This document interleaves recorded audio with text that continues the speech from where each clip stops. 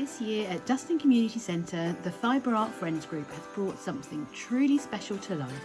Our very own handmade Christmas tree, created entirely from knitted and crocheted squares. Welcome back to the Cosy Rosy Crochet channel. I am so excited to welcome you in and share some of the behind the scenes of our brand new community crochet project that's been showcased in the Duston Community Centre. It was all sparked by a very big idea. For the last couple of Christmases, I have seen the amazing Little Falls tree be shared far and wide, their amazing granny square crochet tree, and I was absolutely inspired and encouraged the Fibre Art Friends to create their own version of this ginormous Christmas tree. So the Fibre Art Friends have recently just finished adding on a 6-foot horse covered in purple poppies to add on and help restore the Duston Parish Council's Remembrance Poppy display. And at the same time as I was discussing what we were going to do for Remembrance Day, I kind of showed a picture of the Little Falls tree. And of course, Sarah from Duston Community Centre was enamoured with it, as we all are, because it's such a beautiful tribute to the holidays. When I shared the idea with the Fibre Art Friends, they were of course on board, and I don't think any of us truly understood the amount of work it would take to get this project over the finish line.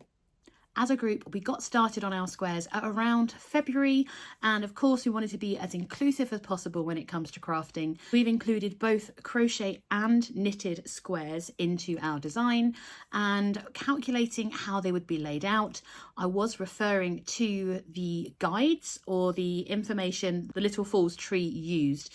I've linked below that blog post in particular, because if you want to recreate your own, all the information is there in a roundabout way.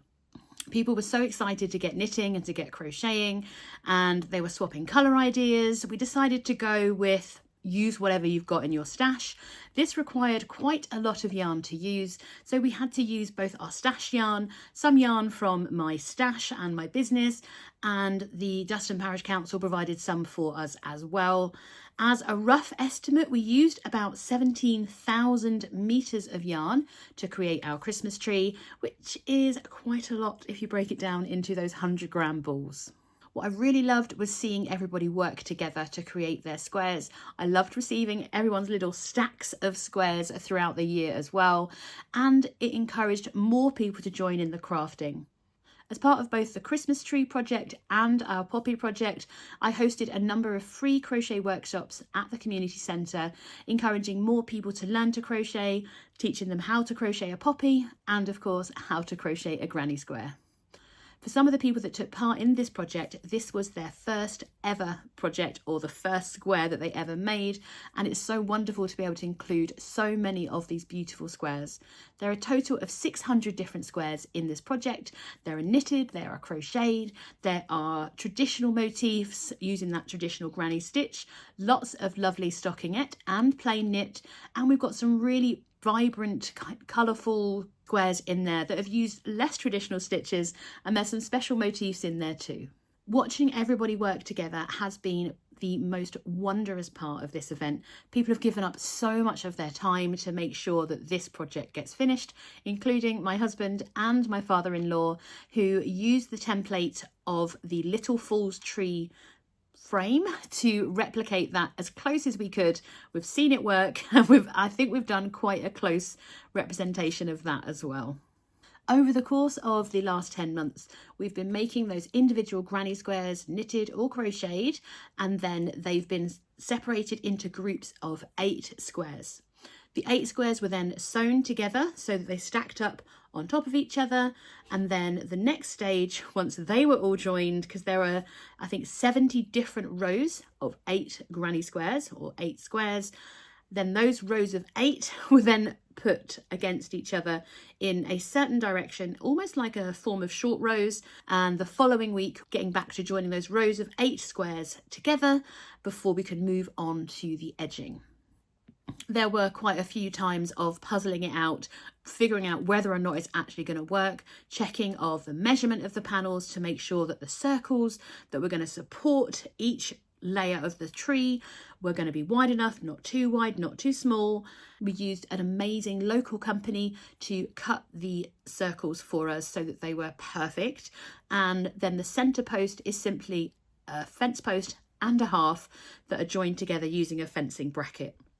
Just a few short days ago, we came together as many as we could to put together the frame for the first time and layer the panels over each level of the tree. Reaching the top was quite a struggle. Luckily, there was a stage in the room that we were putting it together in, and we were doing things we shouldn't do with ladders and stages and things, but we got it done. Adding the top element was such a highlight for me. I asked my very good friend Julie to create something stunning, handed her a couple of polystyrene balls, got some really sparkly yarn from where I work, so #ad, did use my staff discount for that. But what she created, as you can see, is truly stunning. The true celebration when that first layer of tree went over the top, we put on the top of the tree. I cannot tell you how ecstatic I felt. Once it was draped nicely and it all started to come together, it was quite a joyous moment. Sadly, I had to go to work and leave my husband and my father-in-law in charge of layering the rest of the tree whilst I was at work. Very little mini story. My husband then popped into my work to show me a photo and I promptly burst into tears. To say I am proud of the work that has gone into this. Every single stitch has its own little story attached to it, and I am so proud to have played a small part in bringing this project together. Every single square on that tree has its own story and has been stitched up by a different pair of hands. Been an estimated total of 747 hours of work gone into creating this tree, and I would say between 30 to 40 pairs of hands have worked to create this masterpiece. I am so pleased to have been inspired by that little fool's tree to allow us to create something quite as magical. If you're interested in joining a yarn group that likes to do little mad things and you are local to Northamptonshire, you are more than welcome to come along and join the Fibre Art Friends. We meet twice a month on the first Tuesday and the third Thursday of every month in the Duston Community Centre. And if you'd like more details of how to get involved, you can find more information over on the website. Once again, I would like to wish a huge thank you to every single person that stitched up a square, who helped us sew those squares together, join them and edge them. And of course, a huge thank you to my lovely husband and my father-in-law who built that amazing frame to support those beautiful skirts. A huge mention and thank you to Duston Community Centre for allowing us to access the centre, use their space and allow us to create so freely something that can be enjoyed by the whole community.